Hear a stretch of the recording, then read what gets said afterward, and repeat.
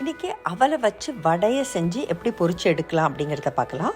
முதல்ல கெட்டி அவலை எடுத்து 2-3 வாட்டி நல்லா தண்ணியில் கழுவிட்டு அதை ஒரு அரை மணி நேரத்துலேருந்து 1 மணி நேரம் போல் தண்ணியில் ஊற போட்டணும்.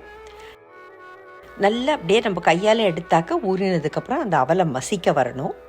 அந்த அளவுக்கு நம்ம ஊற போடணும். அரை மணி நேரத்துலேருந்து 1 மணி நேரம். நல்ல ஊறியதான அந்த அவலை ஒரு உலோக வடிகட்டியில் போட்டு நல்ல தண்ணியை அந்த அவலை அழுத்தி அழுத்தி வடிகட்டிடலாம். எவ்வளோக்கு நம்ம தண்ணியை வடிகட்டுறோமோ அவ்வளோக்கு நம்மளோட வடை எண்ணெயை குடிக்காது. ஸோ கம்ப்ளீட்டாக அந்த உலோக வடிகட்டியில் போட்டு அதை நல்லா கையால் அழுத்தி அத்தனை தண்ணியும் நம்ம ட்ரெயின் பண்ணிடலாம்.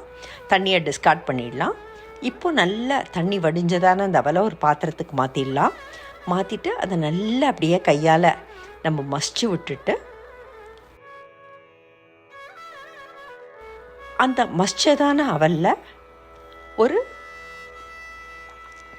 டேபிள் ஸ்பூன் அளவுக்கு கடலை மாவு, 1 டீஸ்பூன் அளவுக்கு அரிசி மாவு, 1 டீஸ்பூன் அளவுக்கு சோள மாவு அப்படின்னு சொல்லக்கூடியதான கார்ன்ஃப்ளவர், இஞ்சி விழுது, நறுக்கிய வெங்காயம், நம்மளுக்கு தேவையான அளவு வெங்காயம் போட்டுக்கலாம். நான் கருவேப்பிலையை பொடியாக யூஸ் பண்ணுறேன்.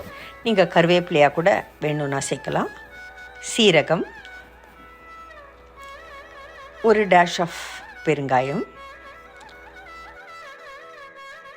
இந்த வடைக்கு தேவையான அளவு உப்பு எல்லாம் சேர்த்து நல்லா கலந்து விட்டு தேவையான கொஞ்சமாக தண்ணியை தெளித்து நம்ம அதை அப்படியே அந்த வடை மாவு பதத்துக்கு பிசைஞ்சுக்கலாம். இதுக்கு தேவையான அளவு பச்சை மிளகாயை கட் பண்ணி கடைசியாக சேர்த்துட்டு கொஞ்சமாக நம்ம வீட்டில் என்ன எண்ணெய் யூஸ் பண்ணுறோமோ அதை போட்டுட்டு இந்த வடை மாவை கொஞ்சம் லேசாக அப்படியே கோட் பண்ணிடலாம். பண்ணிவிட்டு அந்த வடை மாவுலேருந்து ஒரு உருண்டை எடுத்து அதை 2 உள்ளங்கைக்கு நடுப்புற வச்சு ஒரு வடை போல் ஷேப் பண்ணி நடுப்புற ஒரு ஓட்டை போட்டு எல்லா வடைகளையும் இந்த மாதிரி வடிவமைச்சு ஒரு பிளேட்டில் போட்டு வச்சுக்கலாம்.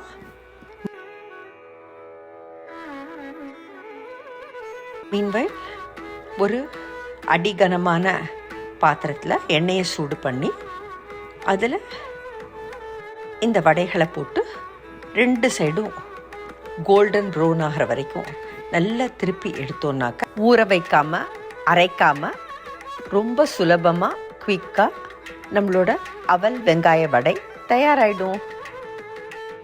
நீங்களும் ட்ரை பண்ணி பாருங்களேன்.